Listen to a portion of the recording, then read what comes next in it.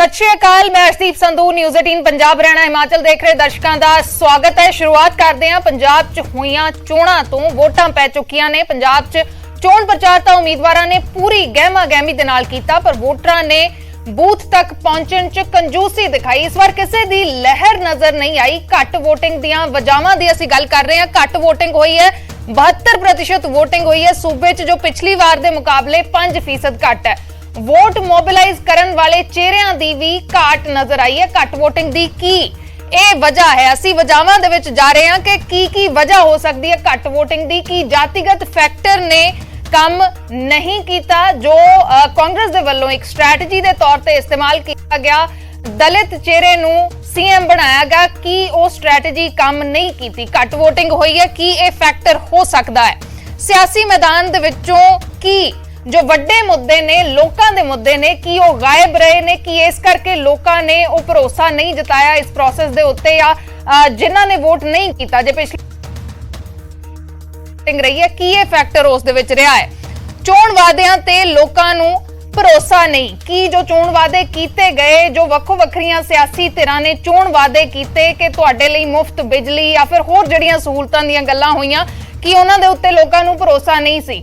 शहरी वोटरां दा घट रुझान वेख्या गया है। शहरी वोटरां दा घट रुझान नजर आया है। शहरां दे विच या असीं कहिए कि अर्बन खेतरां दे विच घट वोटिंग नजर आई है। कि ये वड्डी वजह रही है कि जो घट वोटिंग हुई है, या पिछली बार दे मुकाबले 5% घट वोटिंग हुई है। जबकि जे गल करिए कि दिन दे विच जदों वोटिंग चल रही सी 3 बजे तक लग रहा सी कि बंपर वोटिंग वाल पंजाब वध रहा, लेकिन वो नहीं होया। 72% वोटिंग हुई है।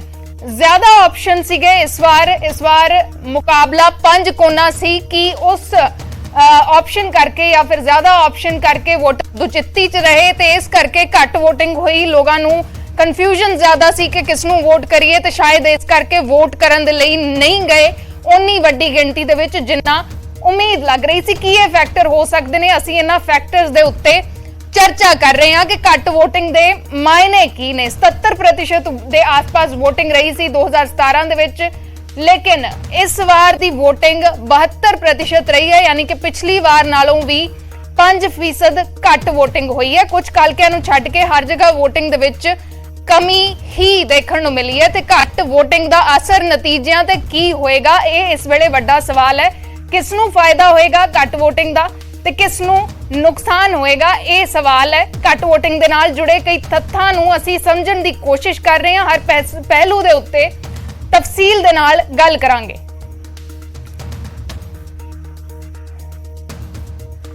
तो घट वोटिंग दियां की वजावां हो सकदियां ने, किहड़ी वजह हो सकदी है, असीं उन्हां वजावां दे उत्ते नजर मारन दी कोशिश कर रहे हैं कि इस जो माहौल लग रहा सी, या 3 बजे तक दी भी जे असीं वोटिंग परसेंटेज दी गल करिए तो लग रहा सी कि बंपर वोटिंग वाल पंजाब वध रहा है।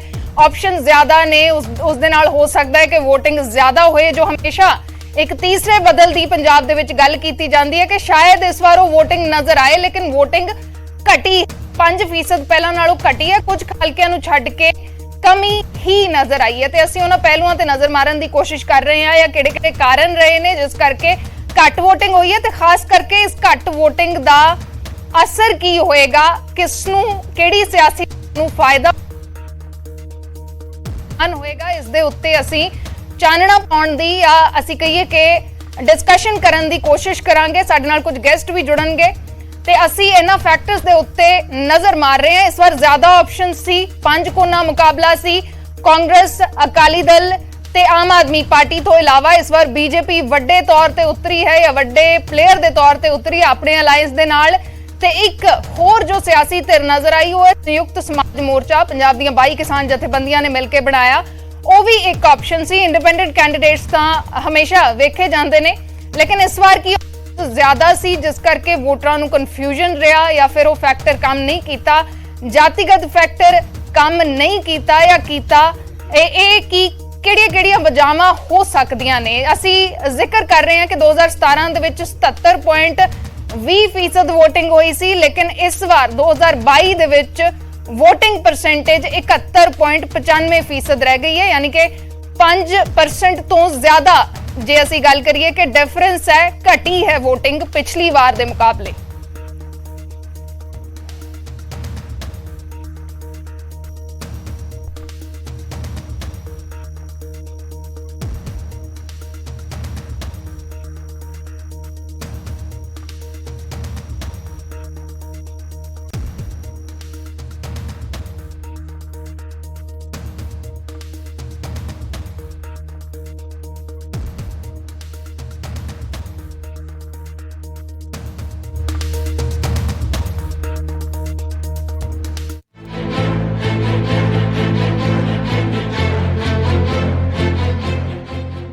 ਰੈਲੀਆਂ ਦਾ ਰੌਲਾ, ਵੋਟਰਾਂ ਨੂੰ ਹੋਕਾ, ਵਾਅਦਿਆਂ ਦਾਅਵਿਆਂ ਦਾ ਦੌਰ ਸਭ ਮੁੱਕ ਗਿਆ ਹੈ। ਸਿਆਸਤਦਾਨ ਸ਼ਾਂਤ ਨੇ ਪਰ ਧੜਕਣਾਂ ਤੇਜ਼ ਹੋ ਚੁੱਕੀਆਂ ਨੇ। ਡਰ ਇਸ ਗੱਲ ਨੂੰ ਲੈ ਕੇ ਹੈ ਕਿ ਇਸ ਦਾ ਸਵਿੰਗ ਕਿਹੜੇ ਪਾਸੇ ਹੋਵੇਗਾ। 2017 ਦੇ ਮੁਕਾਬਲੇ 2022 ਦੀ ਚੋਣ ਵਿੱਚ ਘੱਟ ਵੋਟਾਂ ਪੈਣ ਪਿੱਛੇ ਵਜ੍ਹਾ ਕੀ ਹੈ, ਇਸ ਨੂੰ ਸਮਝਣ ਤੋਂ ਪਹਿਲਾਂ ਇਹ ਸਮਝ ਲੈਂਦੇ ਹਾਂ ਕਿ ਚੋਣਾਂ ਦੀ ਤਸਵੀਰ ਇਸ ਵਾਰ ਸੀ ਕੀ। ਅਸਲ ਵਿੱਚ ਪੰਜਾਬ ਦੀਆਂ ਵਿਧਾਨ ਸਭਾ ਚੋਣਾਂ ਵਿੱਚ ਇਸ ਵਾਰ ਪਹਿਲੀ ਵਾਰੀ ਹੋਇਆ ਕਿ 5 ਸਿਆਸੀ ਧਿਰਾਂ ਸਿੱਧੇ ਤੌਰ ਤੇ ਇੱਕ ਦੂਜੇ ਦੇ ਬਰਖਿਲਾਫ ਸਨ। ਇਹਨਾਂ ਤੋਂ ਇਲਾਵਾ ਆਜ਼ਾਦ ਤੇ ਬਾਕੀ ਸਿਆਸੀ ਧਿਰਾਂ ਦੇ ਉਮੀਦਵਾਰ ਵੱਖਰੇ ਸਨ।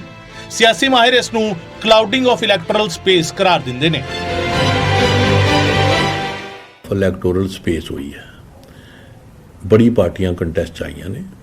3 ਪਾਰਟੀਆਂ ਦਾ ਮੇਨ ਨੇ, ਅਕਾਲੀ ਦਲ ਹੈ, ਭਾਰਤੀ ਜਨਤਾ ਪਾਰਟੀ ਹੈ, ਉਹਦਾ combination with captain Amarinder Singh ਤੇ ਮਿਸਟਰ ਢੀਂਡਸਾ।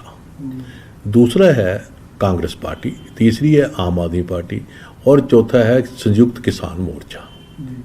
ਤੇ ਕਰਾਊਡਿੰਗ ਇਹਨੂੰ ਅਸੀਂ ਕਹਿੰਦੇ ਆ ਇਲੈਕਟੋਰਲ ਸਪੇਸ ਦੀ।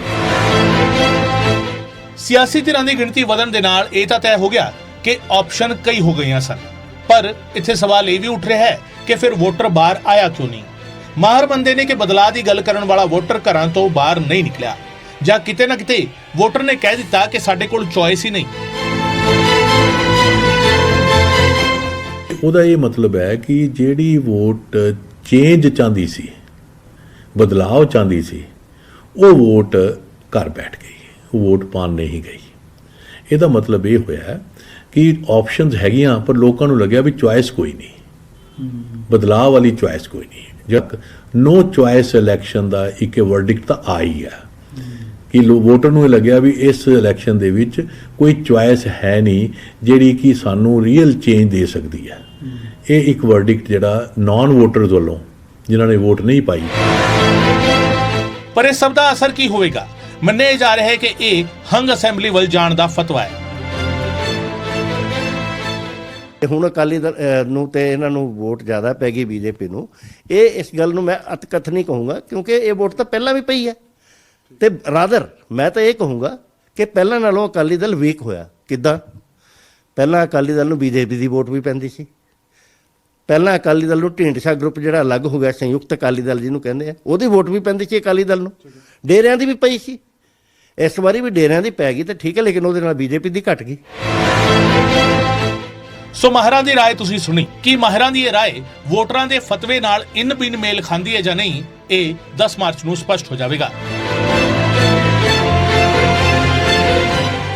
ਚੰਡੀਗੜ੍ਹ ਤੋਂ ਅਮਨ ਭਾਰਦਵਾਜ ਦੇ ਨਾਲ ਬਿਊਰੋ ਰਿਪੋਰਟ, ਨਿਊਜ਼ 18 ਪੰਜਾਬ।